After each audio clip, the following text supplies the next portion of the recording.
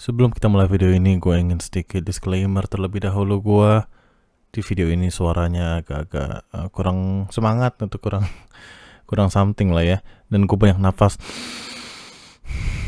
seperti itu, sedikit lebih banyak daripada biasanya karena alergi gue lagi kambuh. Dan gue akan membahas topik-topik yang cukup kontroversial seperti biasanya. Gue harap apabila kalian ingin komen yang aneh-aneh, yang bombastis boleh dilakukan setelah menonton video ini secara penuh agar kalian tahu full konteksnya, maksud gua apa dan tujuan gua apa. Oke, that's it, itu aja. Ya.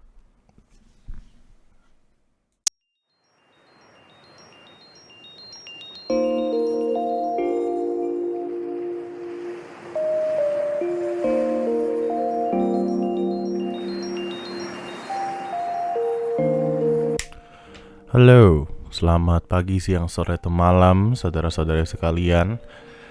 Akhirnya tiba juga di hari ini di mana gua akan melakukan review dari dua benda di hadapan saya ini, yaitu KZD Q6S.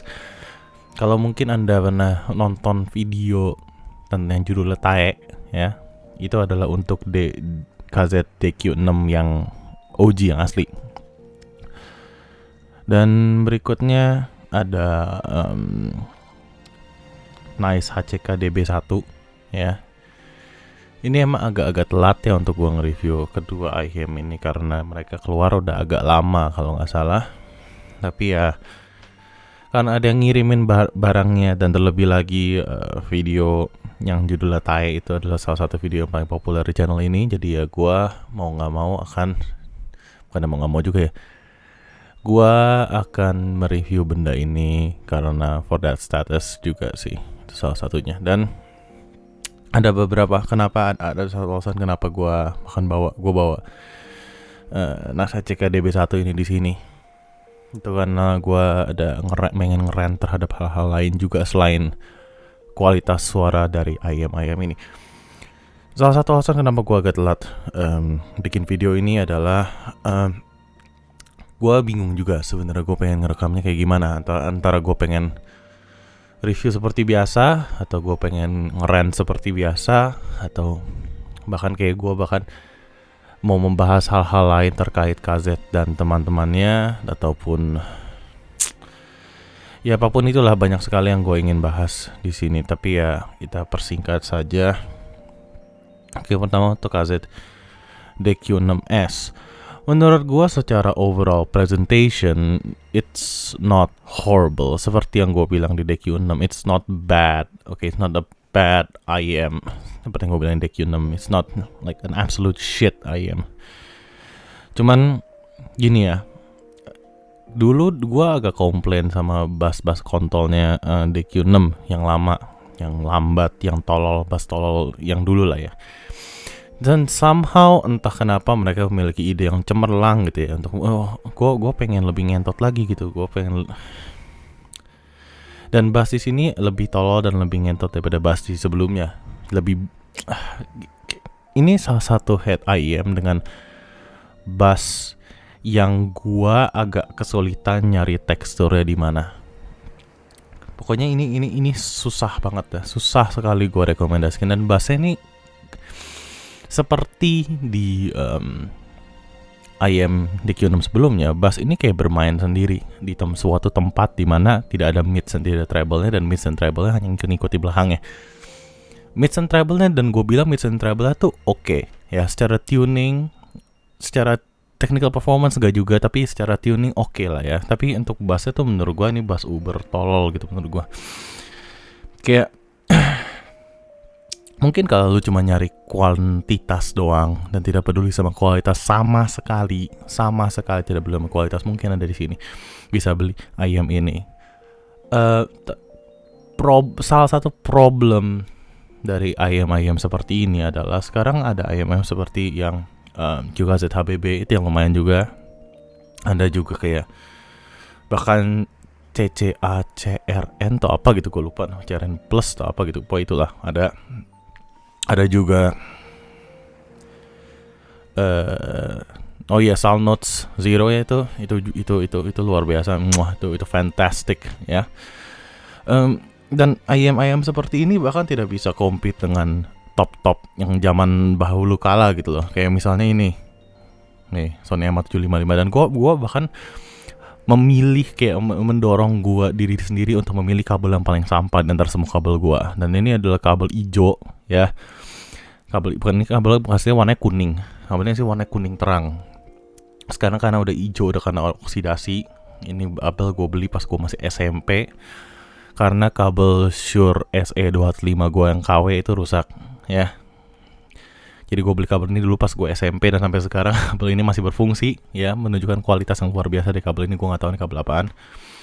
Tapi ya dibandingkan ini dengan dua benda ini ya, MH755 dibandingkan Nice HCK DB1 dan KZ apa namanya DQ6S ini jauh dan tidak ada dekat-dekatnya sama sekali dengan kualitas yang gue bisa dapat dari sini dalam segi technical, dari segi technical performance atau tonal balance secara satu IM ya, secara keseluruhan. Mungkin ada beberapa bagian di mana DQ6 dan DQ6S dan ya siapapun inilah bisa ada satu atau dua sektor yang di mana dia menang. Cuman di mana dia kalah itu kalah goblok, kalah luar biasa gitu loh. Tapi ya itulah intinya. Gue agak malas juga bandingin, kayak gue nggak yakin kalau mereka pantas dibandingkan dengan Jim Salnos apapun itu. Pokoknya bassnya kotor, jorok, bass kontol seperti biasa. Midsnya oke, treble-nya oke, detailnya nggak ada semuanya. Dynamics-nya surprisingly juga nggak ada, kayak bass gede tapi nggak dynamic, jadi percuma gitu, kayak malah jadi ngotor-ngotorin doang gitu menurut gua. Jadi the quality of the bass ya tidak ada ya.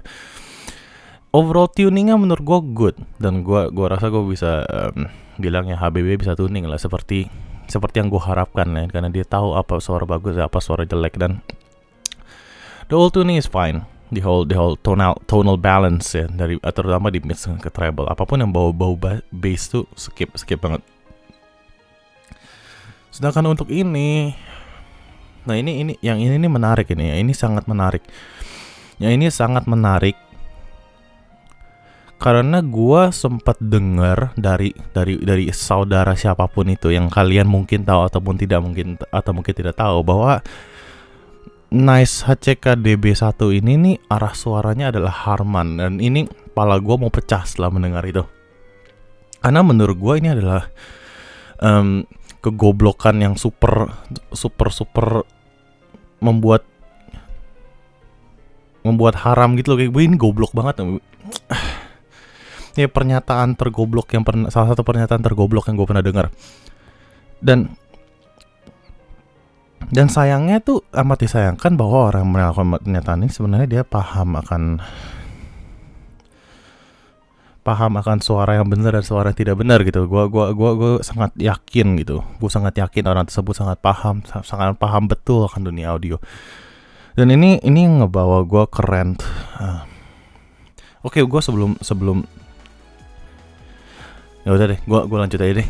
Ini ngebawa gue ke rant gue tentang dunia perreviewan. Karena begini, gue sangat paham kalau misalnya ada orang yang suka ataupun tidak suka dengan ataupun setuju atau tidak setuju dengan satu review dibandingkan dengan yang lainnya. Misalnya gue sama si Mike Aftersound itu tidak selalu setuju akan assessment kita. Assessmentnya akan mirip tapi tidak setuju dengan konklusinya. Misalnya contohnya apa? Gua sama Mike misalnya bilang kalau misalnya KZ Sound Hard Mirror ini adalah IM yang sangat detail, technical performance-nya luar biasa. Tapi gua akan merekomendasikan KZ Sound Hard Mirror, sedangkan dia mungkin tidak begitu gitu, dan dia tidak begitu suka sama KZ Sound Hard Mirror, tapi gua suka gitu. Tapi kedua, dan gue juga mengakui bahwa KZ Sound Hard Mirror tuningannya kayak oke, tapi nggak bagus karena dia picky di atas. Ya, gue nggak bilang dia, tuningannya luar biasa ini. Dia picky di atas gitu. Tapi si Mike juga menyatakan seperti itu. Jadi, tapi konklusi gue adalah gue sangat suka dengan KZ Sound Hard Mirror karena technical performance-nya yang bagus. Itu gue sangat terima dengan perbedaan-perbedaan seperti itu. Namun kalau misalnya gue dengar orang nge-review headphone ataupun IEM dengan merek tertentu yang suaranya isinya bass doang, itu dibilang bagus. Kalau nggak emang suaranya emang tonal balance tidak diperhatikan sama sekali dan tidak ada detail sama sekali di sana ataupun apapun itu dan bilang bagus dan gue rekomendasikan, I call bullshit gitu loh. Gue bilang bullshit gitu. Dan kalau misalkan gue sangat tidak mau sebut merek atau sebut nama, jadi ya bear with me. Kalian bayangkan aja lah, misalnya ya udah anggapan begini, oh KZDQ6S ini bassnya cepet, bassnya tight, bassnya punchy. Nah itu goblok gitu menurut gue. Itu tolol aja ke orang-orang yang bisa konklusi ke situ. Which dan I know for a fact kalau bass dia itu bass yang tidak cepat, tidak tight, tidak punchy, dan tidak itu semua ya, tidak dynamic itu semua. Kalau mau ngomong kuping kamu kan beda, suaranya bisa beda, itu boleh tonton video gue yang 1 jam tuh yang sebelum ini ya. Video gue 1 jam yang gue ngomong soal HRTF dan seterusnya dan teori-teori tentang kuping kita. Itu boleh tonton juga untuk memahami hal-hal seperti itu. Kalau Anda berpikiran seperti itu, kalau Anda tidak berpikiran seperti itu, berarti ada beberapa alasan bahwa kenapa seseorang bisa berpikir seperti itu. Yang pertama, alasan pertama adalah orang tersebut tidak berpengalaman, tidak tahu yang bagus apa enggak, artinya goblok. Ya bukan goblok secara IQ rendah, tapi goblok secara pengalaman aja. Ya. Satu, antara orangnya goblok, kalau enggak orang ini tidak jujur. Ya. Tidak jujur. Kalau tidak jujur tuh bisa beberapa alasan ya. Satu, bisa tidak jujur karena emang dia toko, dia jualan. Ya, dia jualan, dia ngiklan doang. Ada beberapa tidak jujur karena dia IM-nya dikasih sama temennya dan dia kasihan sama temennya gitu. Ya bisa begitu juga ya. Gue nggak bisa bilang kalau misalnya orang tidak jujur itu artinya selalu jahat, itu enggak. Bisa aja begitu. Enggak, ada juga mungkin dia lagi salah dengar gitu. Ya mungkin kalau misalnya salah dengar ini sangat dimaklumi juga nih. Ada beberapa reviewer yang bisa, gua pas gua denger ini gua kira ini tuh itu, kalau enggak sekarang ini tuh ternyata tidak begini gitu. Dan ini wajar juga, ini sangat wajar. Mungkin untuk 1 dan 2 item gitu. Tapi kalau misalnya lo perhatikan dia consistently seperti nyeleweng ya, entah kenapa ya. Mungkin ya antara itu 2. Yang ketiga, yang keempat, dia tuh kupingnya bentuknya sangat beda dan sangat aneh dan sangat unik. Hingga semua hukum fisika tentang suara tuh tidak berlaku untuk dia. Tapi ada juga orang-orang yang mungkin seperti ini. Mungkin dia bekas tentara perang, kalau dia dulu suka berantem MMA untuk kupingnya sampai aneh gitu, sampai hancur gitu. Ya bisa aja sih, bisa aja ya. Jadi ya mungkin ada beberapa alasan seperti itu. Cuman gue harap lah ya untuk orang-orang yang satu inilah, terus yang tidak jujur lah. Kalau misalnya ini mah pengalaman, gue juga awalnya goblok. Ya gue kasih tau nih, gue ngatain orang goblok nih. Gue dulu goblok, gue setiap kali nonton video lama gue cringe habis-habisan karena gue nyadar seberapa tololnya gue di situ. Oke. Untuk orang yang curang maksudnya tidak jujur ya, yang bohong ya, just stop. Menurut gue sih kayak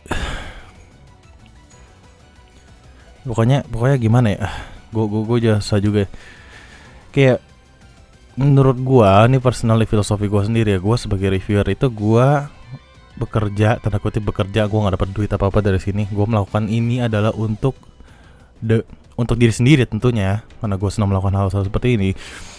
Dan kedua, untuk viewer gue dan subscriber gue nggak kerja sama sekali untuk toko. Gue gak kerja sama sekali untuk orang-orang yang menyediakan barang-barang ini. Meskipun ada beberapa orang-orang yang baik hati seperti subscriber gue ya, yang menyediakan barang-barang ini yang sekarang sedang gue kata-katain. Tapi ya gitulah.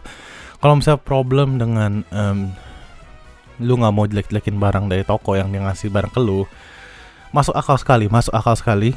Jangan dirilis aja gitu.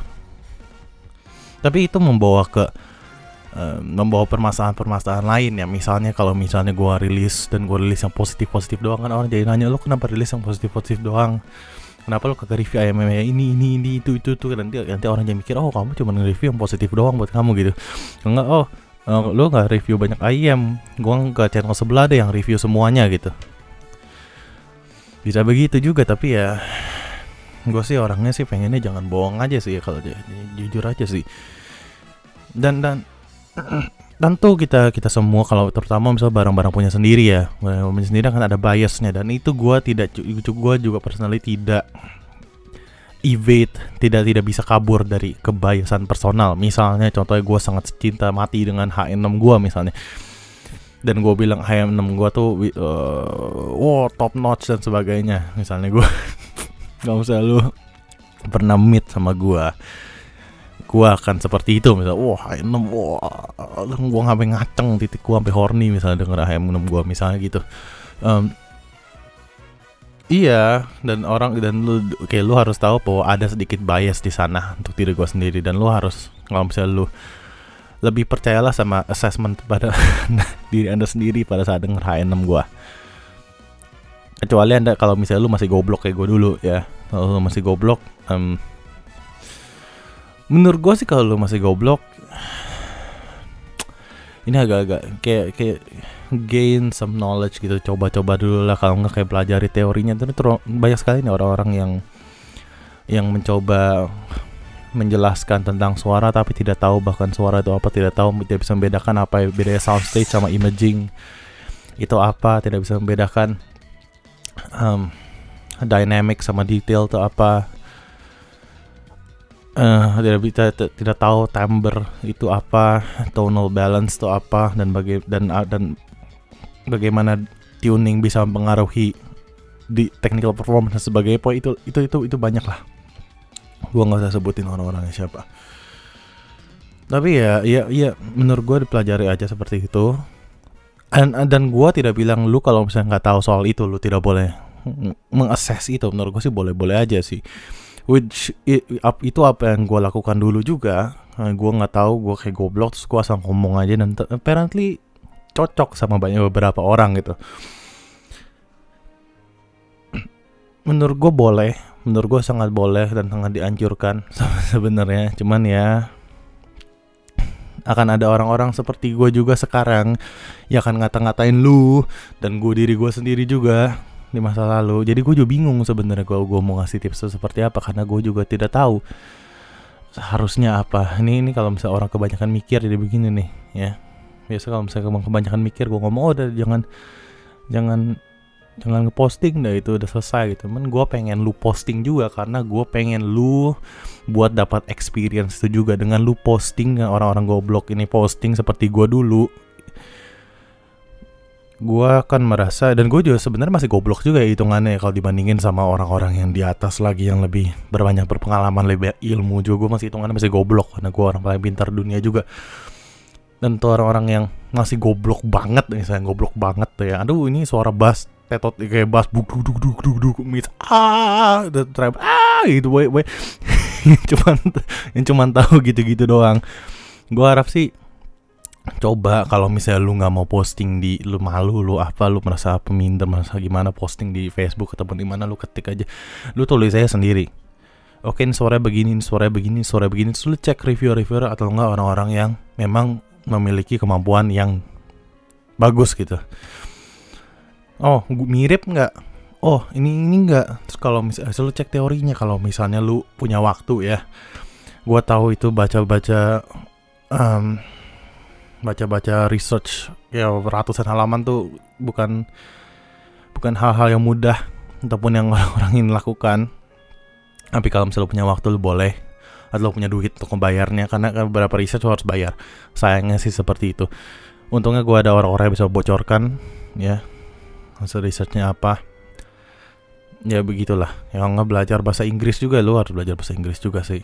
Karena itu research rata-rata di bahasa Inggris. Oke, jadi ya intinya seperti itu. Boy, dua-dua ini tidak saya rekomen ya. Ini gue nggak bilang ya. Ini treble-nya picky, tapi ada dipping-nya juga di tempat-tempat tertentu yang gue tidak senang ya. di antara lower treble kalau nggak salah.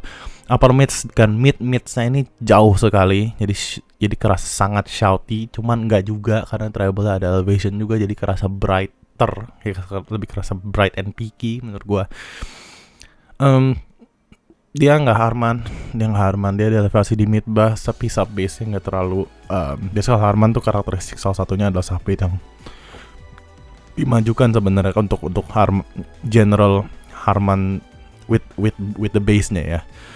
Kalau misalnya tanpa bassnya, menurut gue elevasi di Pinage-nya agak terlalu ekstrim untuk gue bisa bilang sebagai Harman atau at least Harmanish tune. Menurut gue proper implementation daripada Harman tuh kalau misalnya lu denger di Moondrop Aria itu it's a pretty proper implementation of Harman meskipun bukan perfect ya. Modal dulu Titan S menurut gue agak sedikit terlalu over karena dia agak sedikit shouty di sana. Tapi ya, this is good, this is not good, this is not good, this is good, this is good, this is shit, oke? Jangan beli. Menurut gue sih jangan beli. Dan kalau misalnya udah beli ya udah, kayak lu beli untuk waifunya ya udah. Gue juga pengen ngeren juga soal waifu, cuman kayak gue nggak ada waktu juga. Gue nggak. Orang-orang udah bilang ke gue, bro, video lu tuh kelamaan. Iya bener sih, lu nggak lu kagak bohong sih, bener sih. Gue harus akuin kalau video gue tuh kelamaan karena gue banyak bacot soal seperti ini. Dan emang orang-orang juga bilang, lu terlalu banyak bacot. Ya udah, emang bener sih. Tapi ya itulah kan alasan kenapa Anda lagi nonton video ini, karena gue banyak bacot. Dan gue juga nggak takut bacot. Gue tuh demen drama. Bukannya gue nyari drama juga ya. Tapi ya kalau gue tahan lah sama drama lah. Gue udah tahan lah sama drama. Tapi ya gue harapkan apa yang gue katakan hari ini itu bisa diterima oleh anda semua. Kalau anda memiliki pertanyaan lebih soal kedua IM ini, karena gue rasa gue tidak terlalu nge-describe soal kedua IM ini, boleh tanyakan di komen. Cuman tetap aja gue tidak merekomendasikan mereka karena ya sekarang ada IM seperti Tancim Salnos, Salnos Zero, ada Moondrop 2, ada apa namanya yang teman-temannya itulah ya, yang kalian sudah tahu, sudah sangat di elu-elukan lah ya. Cek aja review si Mike ya. Gue nggak ada waktu buat review itu. Mungkin untuk run berikutnya gue bisa save untuk IM Tek ya. Kalau kalian tahu IM Tek itu apa, boleh diketik juga di bawah IM Tek itu apaan ya. Oke, that's it for the video. Gue tidak merekomendasikan dua benda ini. Yang ini treble jelek, bassnya juga dynamics juga detail juga ya ini lo tau lah, tadi gue udah jelas cukup panjang. Mendingan lu beli ini ya, IM zaman batu gratisan. Terus kalau even better mungkin lu beli Soundnote Zero. Oke, that's it for the video. See you next time. Godspeed.